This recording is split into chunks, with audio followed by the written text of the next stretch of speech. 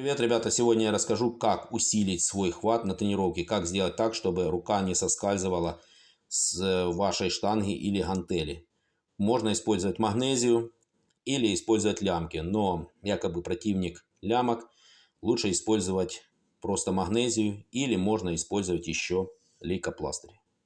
Лейкопластырь разрезайте и наматывайте вот таким вот макаром на пальцы. При захвате у вас руки не будут соскальзывать, даже если будут ладошки влажными. Также лучше использовать вот такой хват. Это хват в замок. Тяжелоатлетический хват, который используют все штангисты на соревнованиях, на тренировках. Это очень мощный и сильный хват, который способен удерживать большие веса, а также обезопасить вас от срыва штанги.